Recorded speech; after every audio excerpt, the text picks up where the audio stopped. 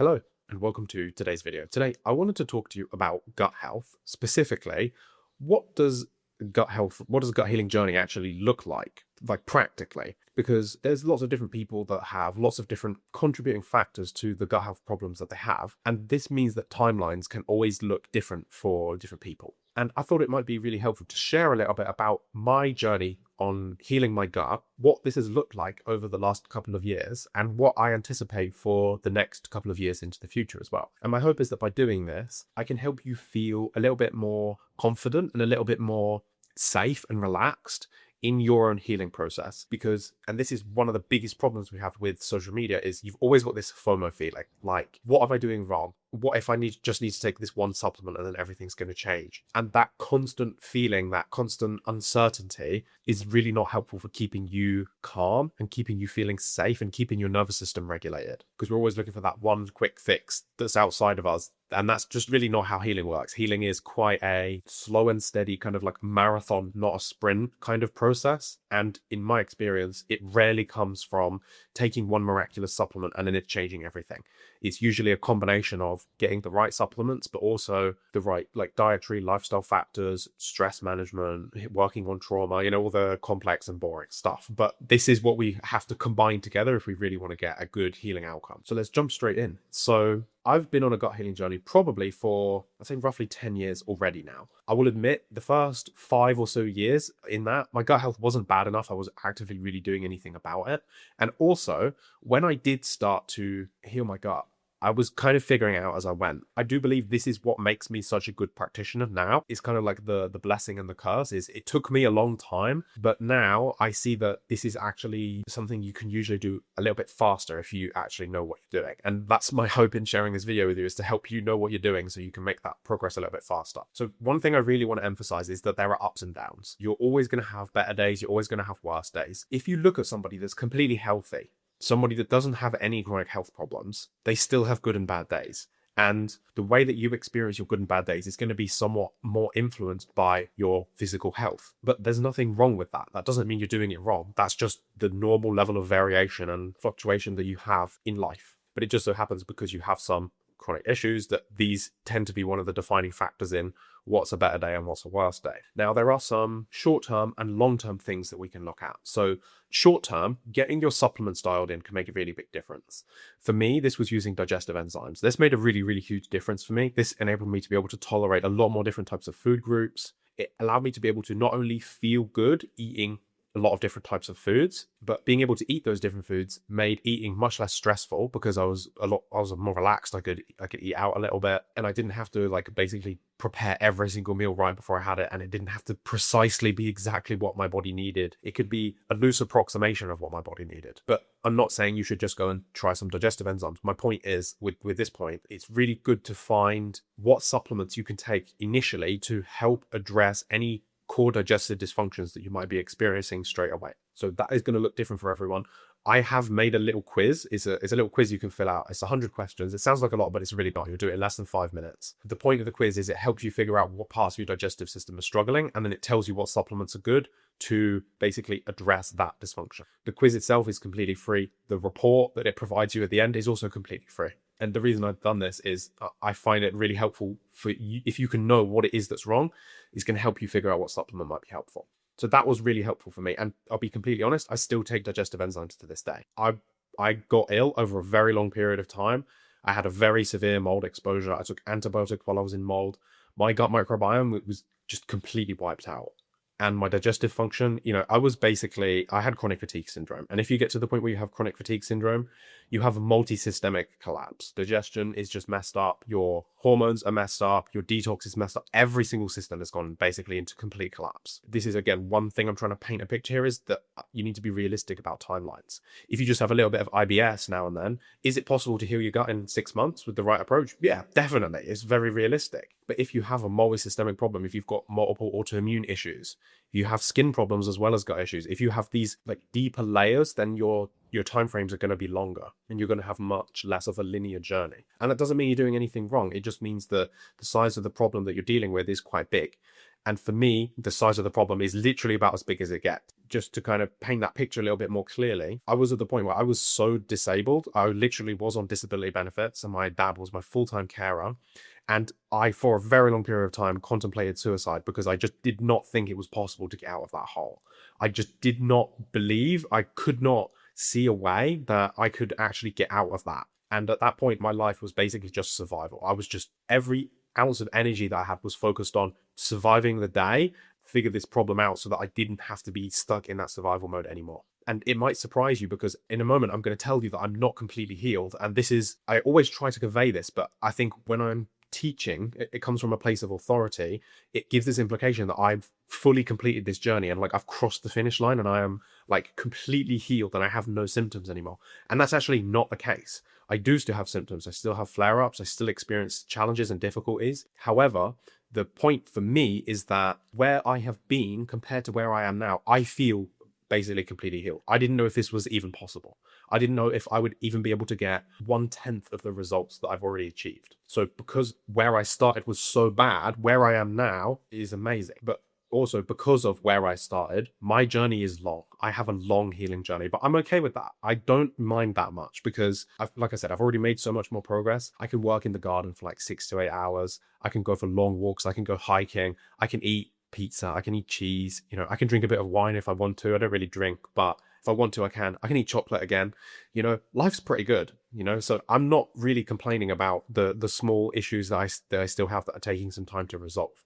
So maybe that's actually a nice pivot where we can take a little bit more of a look at where I'm at now. So the thing that actually kind of inspired me to record this video is I took a little bit of a risk yesterday with something that I ate and it didn't go well. It didn't pay off. So for me, I'm really good with like gluten and dairy. Those things completely fine for me. I can eat all the animal products I want. I can do grains really well as well. The issues that I have tend to be with some of the higher FODMAP vegetables. So I can actually still eat quite a lot on that. I can do like broccoli and cauliflower and cabbage, but the dosage is important. So if I eat like a whole cabbage, yeah, I probably won't feel good, but you probably wouldn't feel good either. Most people probably wouldn't. But for me, the biggest FODMAP sensitivity I have is with onions and garlic, which sucks because they are like two of the most tasty foods. So these are two foods that I'm still a bit challenging for. And what's maybe even more challenging is that it's not a black and white thing. Like there have been periods of time, even in the last year or in the last 2 years, when I've been able to eat unlimited amounts of onions and garlic and I've had no problems whatsoever. I've had no symptoms, so I've been completely fine. But I had some onions yesterday. My wife made me a really nice dish. It was basically like rice with some pea shoots from our garden, cooked down really well, but in an onion base. And usually kind of in our house, we don't use onions and garlic because these are quite sensitive things for me. But I said, yeah, I feel like I probably could do it. So let's try it. And we did, and it didn't go very well. I felt quite bloated. I mean, I didn't really feel that bloated or uncomfortable. For me, what happens is I get this feeling where it feels like my motility is weak. Like my motility can't move the food through.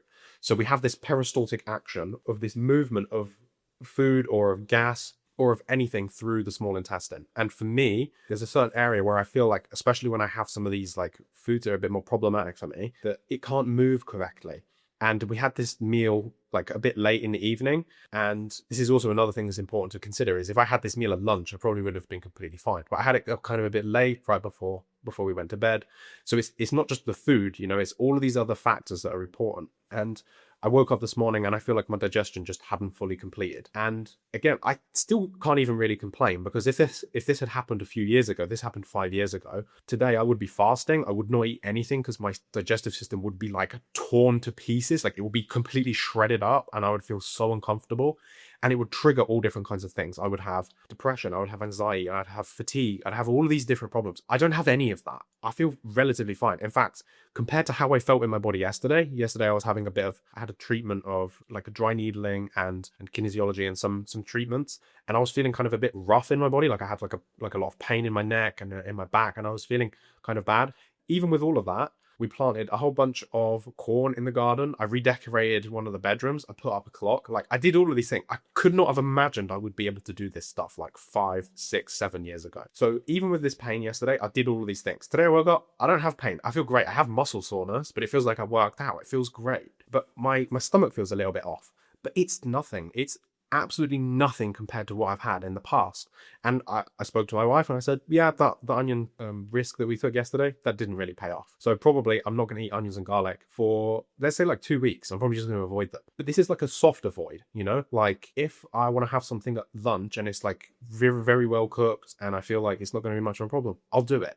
It's not like I live in this like black and white world where it's like, okay, now onions and garlic are on the no list and I'll never have them. I had them like 2 weeks ago and I was fine. I had them today and I wasn't. And this is something I want to help you understand, or something I want you to expect, especially if you're like me, where you have like you've had a big problem, like a lot of multi-systemic dysfunction. So what I see tends to happen now is my capacity for digestion, or for the ability to process and handle these different foods, varies a lot depending on a couple of factors. So one of the biggest ones, I would say this is the biggest factor for me right now, so let's focus in on this, is connected to my immune function. So if I get like a cold or a bug or a flu or something like this, it really affects my ability to handle food. When it's really bad, I kind of have to narrow my diet down quite a lot. And what this looks like is kind of like, imagine like a carnivore-ish approach. So there's a lot of animal products. I can basically eat unlimited animal products and that's no problem at all. I can also do all grains and like starchy carbs. Those are fine. Potatoes, rice, pasta, all of that stuff. But I have to be really careful on the veggies. The veggies are where I have the most problems. And it makes sense because we don't digest vegetables. Our microbiome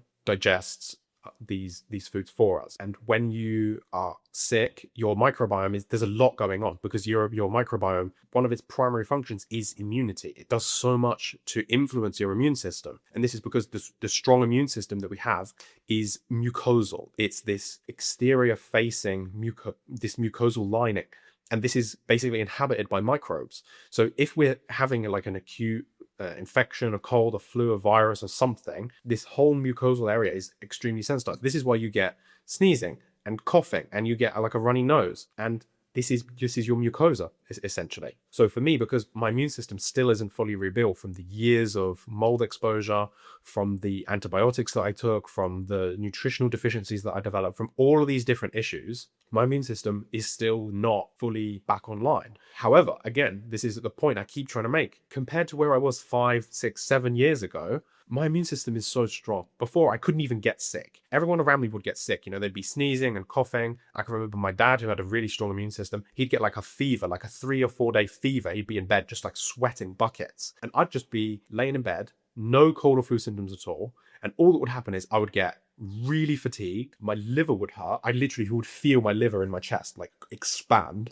I could breathe in like, and I know where my liver is because I could feel it. I could feel how huge and inflamed it was. And I'd have the pressure. And that was it. That was the extent of my immune response. And this is an inflammatory response. So my body was getting inflamed instead of actually triggering an actual infection fighting response. Whereas now I get mucus, I sneeze, I cough, I get a lot of mucus in the lungs, I get some postnasal drip.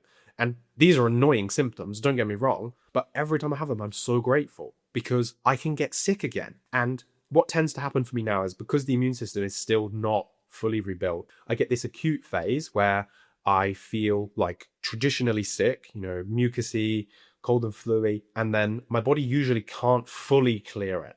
So I get this for like 10 days to 2 weeks, and then I get like this like kind of like tail end, which usually lasts, unfortunately for me, it's still like a month or 2 months, where my energy is a little bit low, maybe my mood is a little bit low, I'm a little bit less creative, maybe my digestion is affected through that period as well, but I don't get depression anymore. My liver doesn't like enlarge like this. It's just more of like a my high level of performance is like here, instead of being able to like function really high. But I can still do a lot. Like I can still go in the garden, I can still eat a fairly good array of foods, again comparing to my restricted diet of 5 foods that I lived on for about 5 years. Even if I was only able to eat like 50 foods, which I can almost definitely eat way more than that, even when I'm at my absolute worst now, like 50 foods would be 10 times more than I used to have, and I wouldn't feel restricted at all. So what I'm really trying to do here, again, to paint this picture clearly, is to help you see that I am not fully healed. I'm still in the trenches with you, you know? This is one thing I really try to put forward. This is like my unique superpower as a practitioner. There are lots of practitioners that you will go and work with, and they're like, the way I see it is they're a bit like generals, and they've never actually been to war, you know? They don't know what it's like to be in the trench. You know, they know a lot about tactics, they know a lot about theory, but they don't want to know what it's like on the actual battlefield, when you've got blood and you've got people screaming, and you know, I'm here with you. I know what this is like. I know the despair that you feel. I know the anxiety, the uncertainty that you feel when you have a symptom and you don't know what it means. This is my superpower. Not only have I been there, I've been in like the World War I trenches, you know. We've all got dysentery. It smells like shit. There's blood everywhere. There's gas. You know, I've been there with you. Now I'm still there. It's way better. You know, it's way better than it's ever been. But I'm still there. Like, I'm still fighting the battle on a daily basis. So I'm here with you in the trenches. So I feel you. I understand your symptoms. I get how you feel about it in a way that, like, a doctor that's never had your condition, he's just never going to understand, because he's never been there. He doesn't know what it's like. And I've been there. And I get a little sneak peek. I get to revisit every couple of months. And that's not because I don't know what I'm doing. And that's not because I'm not healing. That's because my body was really depleted. To be completely honest, it literally killed my dog. The mold exposure that I had, it killed my dog. So she has a smaller biomass than me. Obviously, she's a smaller animal. This shows you the level of toxicity in that environment. Other people in my family also developed some severe, debilitating chronic health problems. Like, we're talking like to the extent of like nearly dying. We're talking high levels of exposure. And to recover from that to at least to where I am now, like, is remarkable. It's already a miracle.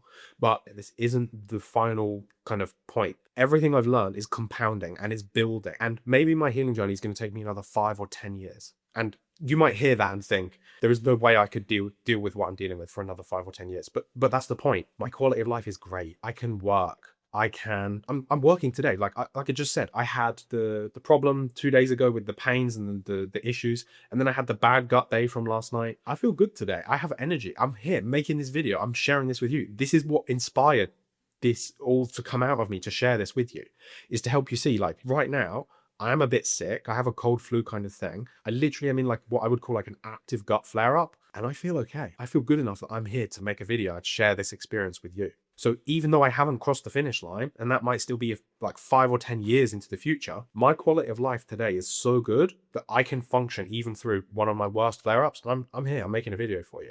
I've got plenty of work to do today. We've got plans. I've got things to build in the garden. I've got decorating to do. I'm going to be doing all of this, and I'm okay. So I hope this helps you see that even if you feel like you're 2, 3, 4, 5 years into your journey and you haven't crossed the finish line yet, that might not be because you're doing anything wrong. You might be doing completely the right thing. Sometimes healing just takes time. And if you have any doubt, if you're not sure, then first of all, just trust yourself. If you feel into your body and you think, do I think I'm doing a good job? Do I think I'm on the right track? If you get a response of yes, then you probably are. You're probably doing pretty well. But if you have any doubt or uncertainty, that's exactly what I'm here for. I'm here to help you feel confident and certain so that you know what to do to tackle any issues that you might be facing. And one final note before I wrap things up. There are going to be situations where you have flare-ups and you have setbacks, and it's going to make you feel like you haven't made any progress, and it's going to make you doubt and question everything.